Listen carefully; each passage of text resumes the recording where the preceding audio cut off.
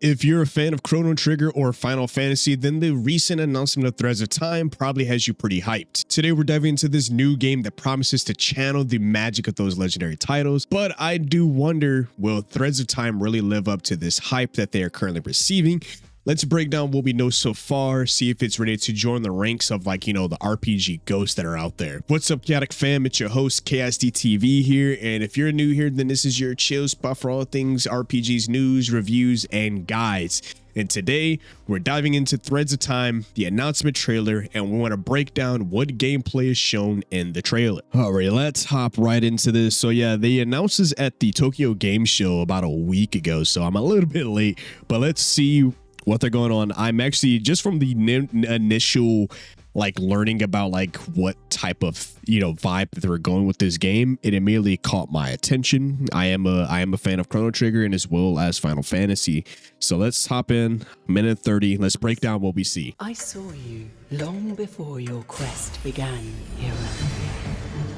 I saw you before you threw open the doors of time and space and turned the world on its head. Let me show you a glimpse of what I saw. Oh my god, it looks so good.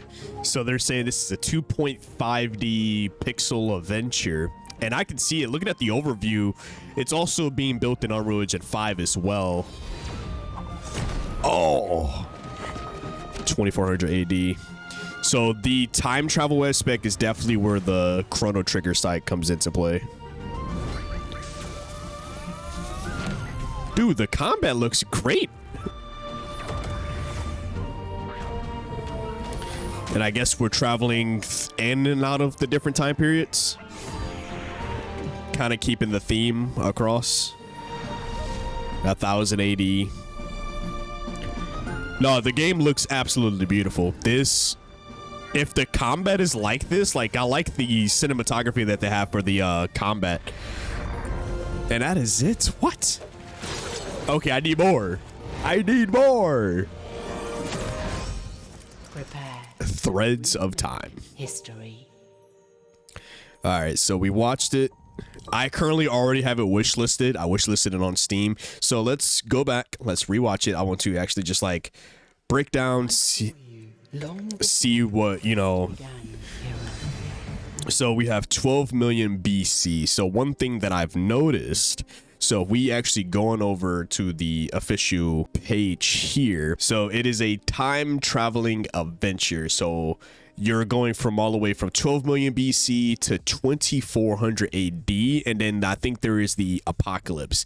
The current characters that right now they're showing 5 of some of the main characters, they all lived in these particular time periods. So we have Bo, who is from the 12 million BC. We have Ren, who, if I'm not mistaken, is from the future side of things, which they show that 2400 AD is the future. Prehistoric is 12 million BC. The Middle Age is 1000 AD. And then we have the Apocalypse, which is an unknown time period. And each of these characters come from each of those different time periods. So we have Ren and as well as Arya, who are both in the future time period. If I'm getting that correct. Nope. Ren's the only one that is in the future. Arya is currently in the Middle Ages. Luna would definitely be in the prehistoric side of things. Yeah. Prehistoric time period. So anything BC would be the prehistoric time. And then we have Rai, which he seems like he's going to be our main character. He's in 1000 AD, so he's going to be in the Middle Ages as well. While Bo is looking like he's our oldest character that is in the game, 12 million BC. So we go back in there, we're starting off, and it seems like from how they're coming into it, it seems like they got teleported, or there's some form of time travel some way. It might be a mechanism, might be something like a crystal relic, we don't know yet. I saw you before you threw open the doors of time and space. And then we have Bo on its head. Let me show you a glimpse of what I saw. This definitely gives me that Final Fantasy vibe as well. If I'm not mistaken, it gives me like that Final Fantasy 6 vibe. I'm getting a FF6 vibe the way that looks. So now we get to the combat. So let's start off the combat. They're walking through the, actually, let's go back. So we have the overworld. So camera zooms out. Ooh, it looks good. Let's go back. So this gives me that FF6 vibes. Got the overworld, and then this seems like this when you're traveling to and from major like locations, it comes out to this overworld side of things till you reach that location, traveling, and then we get to the fighting. The way the camera is kind of like in this way, oh my god, if they turn-based games are evolving so much from how it used to be, and I'm loving the different ideas that people are coming across to, you know, evolve the turn-based world. And just the flashiness of it too. So now we have the future.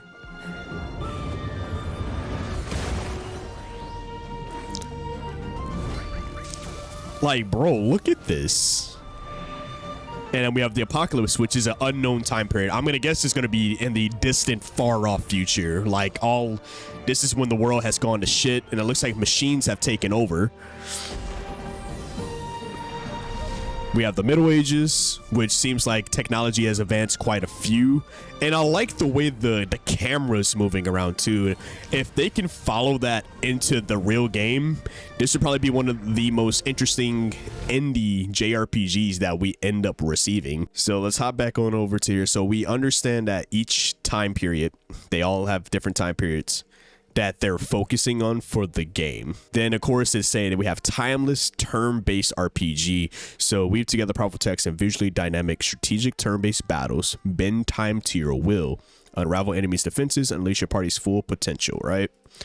So I really hope that they keep that, like the way they showcased it, I really hope they keep that entire thing entire and like give us the HUD, and it will just make the turn-based just that much better. So we get the retro charm meets modern visual. So like I said earlier in the video, this is being powered strictly through Unreal Engine 5. It has 2D sprites as well, and it looks good. It has that, and I've been really enjoying games. Like, it reminds me of the current remake that was Star Ocean's remake, that 2.5D. It is honestly one of my favorite types of styles for RPGs nowadays. That 2.5D, it's just got crack all up in that, bro. I love it. Overall, this is the Threads of Time. What did you guys think about it? You definitely have to let me know. I'm hyped. I've already followed them on Twitter, and I'm already looking at the GIFs and the fan arts, and the game looks absolutely beautiful, right?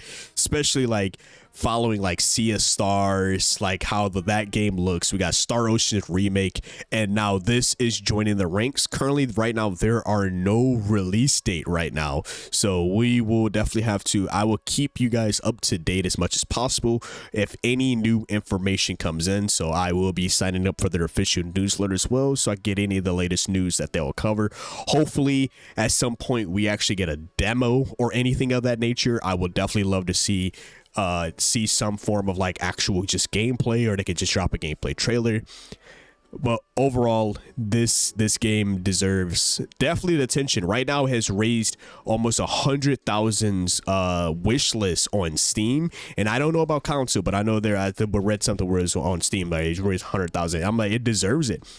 Anybody who's a fan of Chrono Trigger and or Final Fantasy, you would enjoy this, and it seems like they have completely took full advantage of Unreal Engine 5 power, that engine, and just really turned it up a notch to turn the turn-based into something quite different. So I definitely can't wait to see what the story is like, and like I said, I'll keep you guys up to date.